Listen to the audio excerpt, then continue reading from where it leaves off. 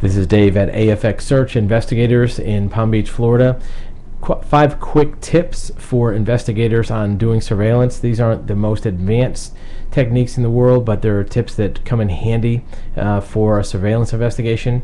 The first thing is, in advance of starting the investigation, get an idea of what are the hot spots for that subject. Where are they likely to visit? So if you lose the track of that subject, you know where there might be a landing zone for that person. If you know that they stop by a certain bar a couple times a day, you can maybe hang out there. If you lose them in traffic, you lose their route, you can kind of circle back and get an idea where they might be landing later. It may be girlfriend's house. It may be that they check in at a certain little restaurant to get wings. Those are the kind of things that if you know in advance, it's a good starting point if you lose track of them.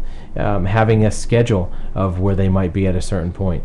Another area that we really like to look at is if you know some of their vendors in their life. Where's their dry cleaners? Where do they get their car washed? Where do they normally like to get gas? And you can get those things either from receipts, from interviews with the associates that are either hiring you for the case or that know the subject. Obviously, employment and work is a good place to look for them, but if they're going to be out moving around, they're not going to be at their workplace. So having those spots are good.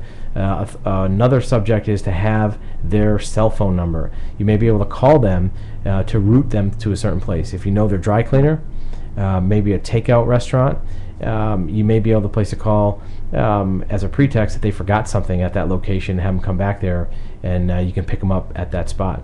Another thing you can do is, prior to starting a surveillance, see if you can check the mileage of a car at a certain period of time to see how far their range is. If you check their mileage when they're at their house in the morning before they leave, and you check their mileage again at the end of the day, you can see what their range is during that day, how far are they going, and you can check out spots that are within that range. At least you know they're not going to be beyond that range on normal course of business. Another really good opportunity for tracking is Facebook and Twitter check-ins. It's like voluntary GPS. The person is putting down where they're checking in, where they've been. You may be able to look at that stuff before you start the surveillance to know, man, they're always at 3 o'clock every day, they're at this place. You may know that's a place to pick them up or to re-engage if you've lost them. So obviously professional investigators know the deal, know the ins and outs on surveillance, but these are a couple tools that might add to a surveillance if you lose a subject, or it might make it a little bit easier. In some cases, it might be a way to cut your costs on a surveillance, so you don't have to put 3 or 4 or 5 people on a case if it's not that urgent to get the stuff the same day. You may be able to put one person on a loose surveillance. If you lose them, pick them up later.